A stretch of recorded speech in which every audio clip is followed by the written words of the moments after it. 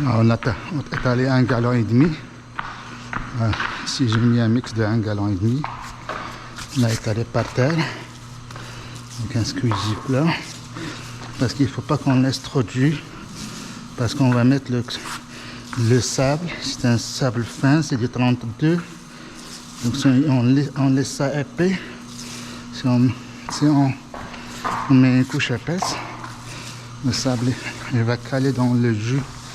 Il va se noyer dans le jus. Donc on étale avec squeegee. On roule.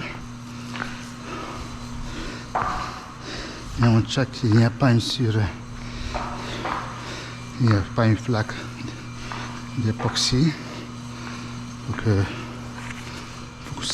que ça cale pas, parce que ici le plancher il faut qu'il soit antidérapant.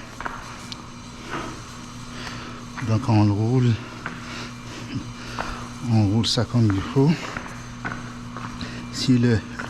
Faut pas qu'on soulève le rouleau lorsqu'on roule, sinon il y aura des bulles d'air dans le plancher. Comme par exemple, il ne faut pas faire comme ça, puis comme ça. Il faut que ton rouleau il reste collé à ton plancher, comme ça, puis on s'en va le rouleau comme ça.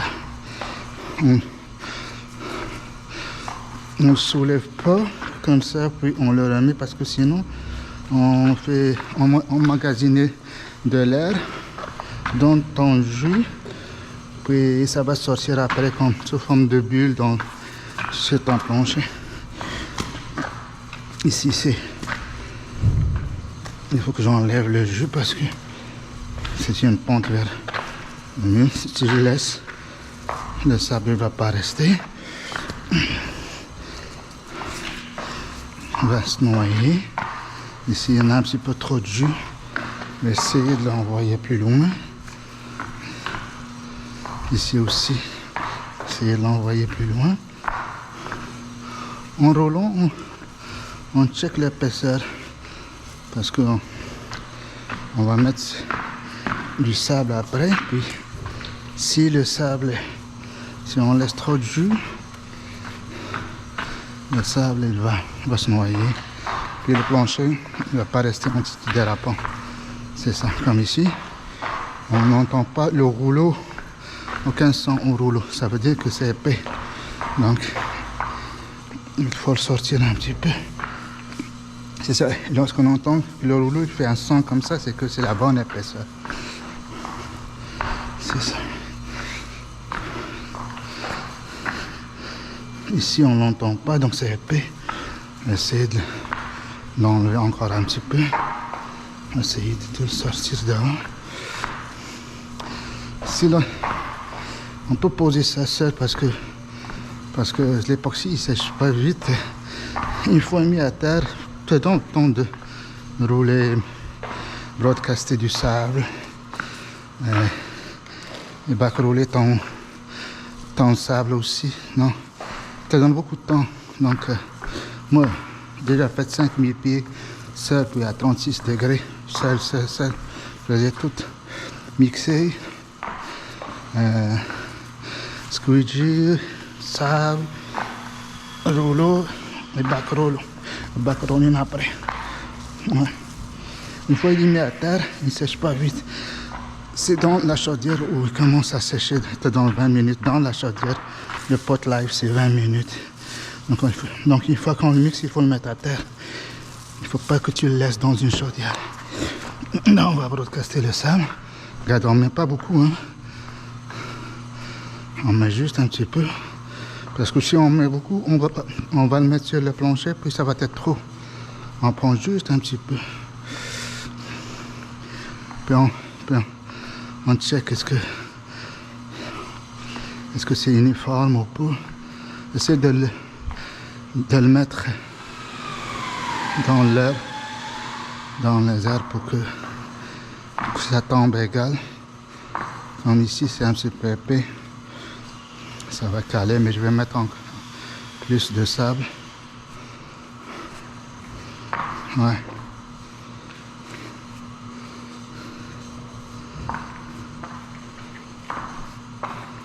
Ouais, c'est ça.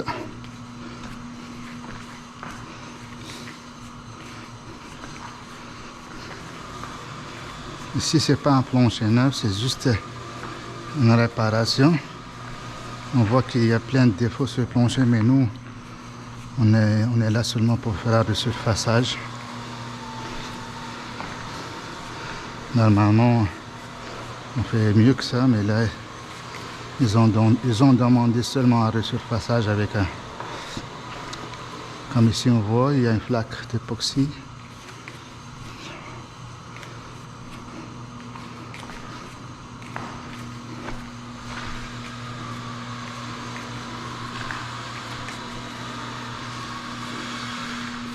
Ouais, on fait le tour, checker est-ce que le sable a calé.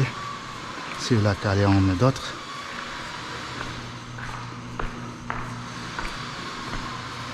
Puis on backroll.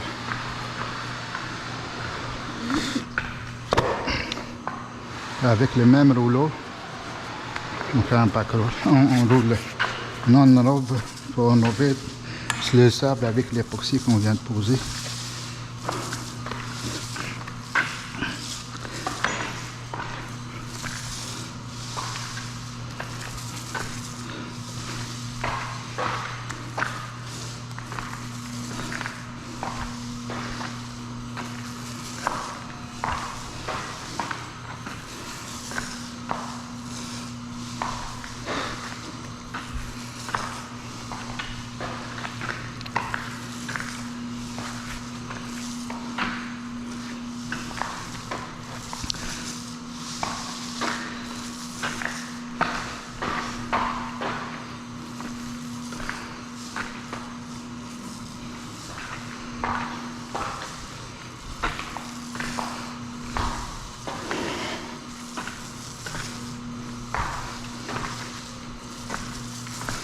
C'est ça, il faut qu'on roule tout.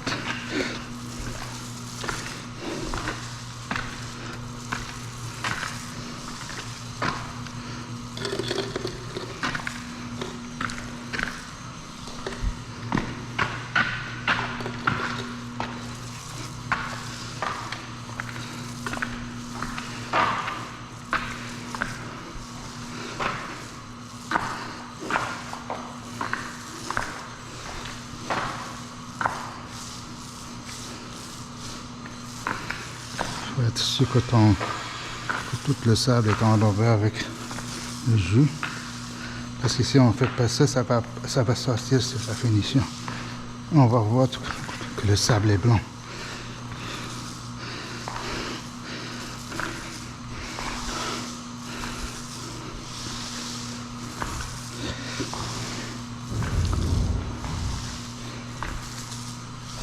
C'est ça.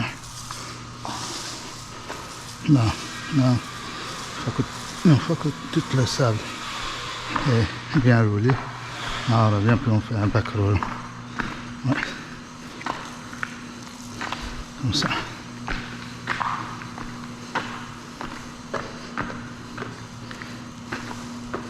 On ne s'arrête pas. On continue. Ça, on commence ici.